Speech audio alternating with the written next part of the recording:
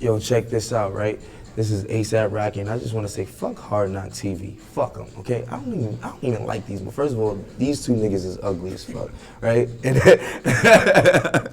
you gotta use that, bro. All right, yo, this is ASAP Rocky, man. Shout outs to Hard Knock TV. We out here, ASAP. I be that pretty motherfucker. Harlem's what I'm reppin'. Tell my niggas with the bitch and we gon' make it in a second. My first question, I was just told, is no longer relevant because I was gonna ask you about the album coming out on Halloween, but that's not gonna happen. Can you just tell us about just the process from the first mixtape to the album that you're working on now? Well, from the first mixtape to the album that I'm working on now, which is, we talking about Live Love ASAP, So Long Live ASAP. It's a big difference. It's maturity, like, you know, I matured. The content is a little different. It's a lot of the same sounds. I'm just experimenting, you know, and it's really like what I do, you know, it's just my music all in the capsule. And I feel like people are gonna get the same feeling they had, but plus more, because in my original form, I wouldn't have did a song with Drake and 2 Chainz and Kendrick for, like, you know, on Live Love. But for this one, I do that because that's the state that I'm in right now. I'm actually, those are my pairs.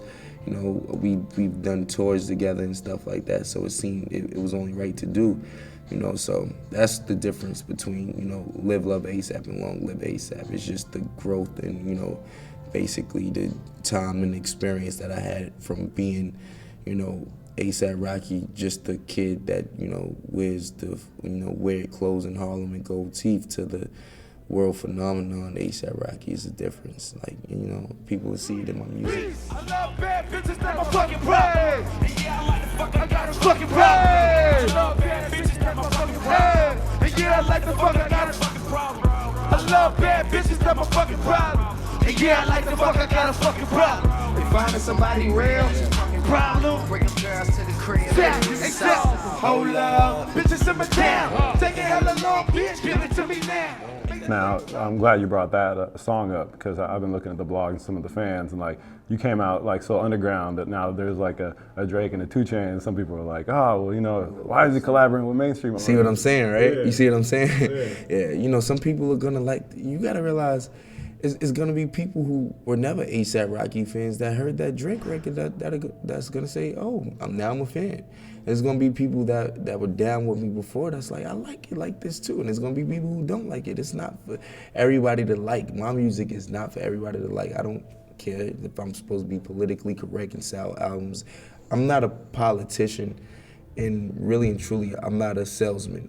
That's what the label is for. I'm just an artist, and what I do is I do what feels good to me. So if you don't like it, go listen to somebody else. It must be, cause the nigga got dough. Extraordinary swag in the mouth full of gold. Hoes at my shows, they be stripping off their clothes. And the college girls write a nigga name on their toes. Niggas talk shit till they get locked jaw. Chrome to your dome till you get Glock jaw. Party like a cowboy or a rock star. Everybody play the tough guy till shit pop off. Let's take it back a little bit. Your mother named you after Rakim. My mother and father together. I was fortunate to have both parents.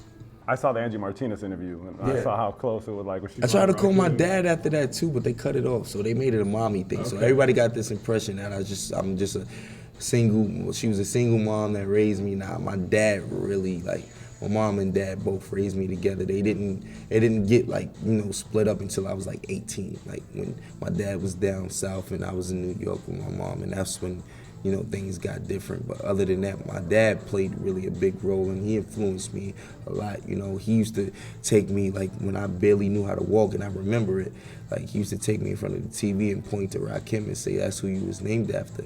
For a minute, I thought Rakim was my father. I'm serious.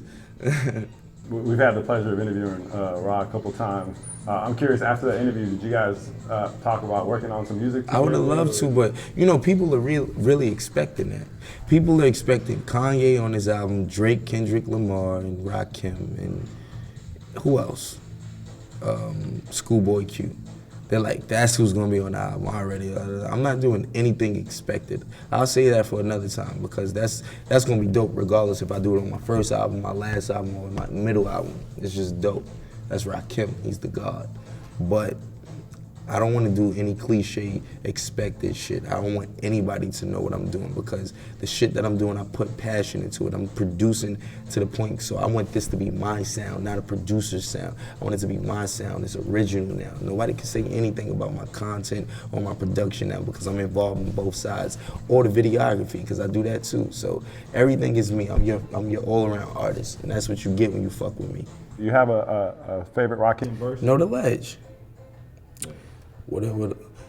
Suckers get slapped up, don't doubt the clout. You know what I'm about. Knocking niggas off, knocking niggas out, shaking them up, breaking them up, breaking them up, waking them up, sitting on shaky ground too close to the edge. Let's see if I know the ledge. You know what I'm saying? The corner's trifling, cause Shorty's there. I get cocked diesel, 40s and beer. Here's a sip for the cruise, that's the season. If I get revenge, then they rest in peace. You know what I'm saying? Like, you hear what he said? He said the corner is crazy because it's like this is in all reality. He's like the streets is hectic. These young motherfuckers took over. You know what I'm saying? Me, what I'm doing, I'm getting cocked diesel. I'm sipping 40s, doing. I can relate to all of that. That's what I do. You know what I'm saying? So that's one of my favorite lines and one of my favorite songs from Rakim. You know what I'm saying? Speaking of the video directing, that's something in your repertoire, and you're also adding producing. When did video directing in particular become something that you're like, I want to do that? It became something like Pesos. That's when I said I want to do that. But Purple Swag, it happened. Like I teamed up with some videographers that was so amateur. They're like, so what do you want to do? So I'm like, all right, fuck. I'm like, I'm gonna call Anna Perp. She's a ghetto girl that be with us. She's the white girl with the grills, you know. She's cool as fuck. I'm like, yo, Anna, you know your favorite song, Purple Swag? She's like, yeah. I'm like, I'm doing that. She's like, I'm in that bitch. Come on, I'm coming. I'm like, of course, so I'm calling. She came through, had the homies come through with some Purple Lean. We were scared to show the syrup on camera at that time. That's why we only showed 40s. You know what I'm saying? Like, this was my first time directing. Like, by the time Pesos came, I didn't give a fuck about nothing. I'm like, yo, I'm doing what the fuck I want. And ever since then, I kept that attitude, and I've been doing what the fuck I want. Yeah. You grew up in the same block that Cameron did? Yeah, right? 140th and Lenox Avenue. No. Shout outs to R.I.P. Big L. Shout outs to the whole Dipset. You know what I'm saying?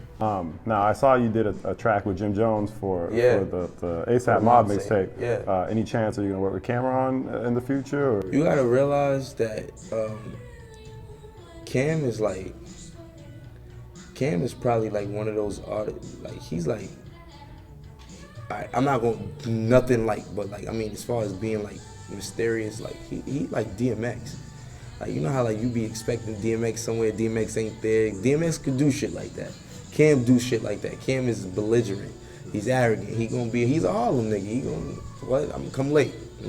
I might come, or I think about it. Like, that's what he is. So, you know, hopefully, like, maybe I could get a song with Cam, but I worked with Jim and I met Jewels.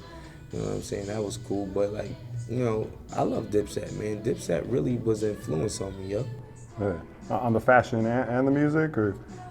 I'm not gonna say fashion, but they had their trend at the time, and that's what I was, you know, but that's not what led me up to where I'm at now. But definitely, yo, Cam was killing it with the pink flags on the boots, Jim with the bandanas tied on the hats. We do that now, so I can't even front. Jim did that, you know what I mean? And the jersey thing, like, they started that, you know what I'm saying? They made that hot. The bandana, they made that hot. Pink.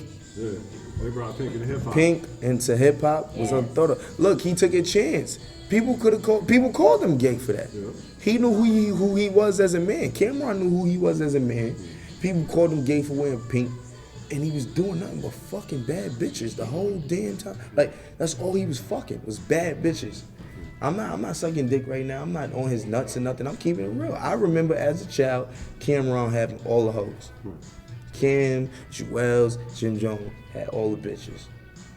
Now I got all the bitches. Now I'm fucking.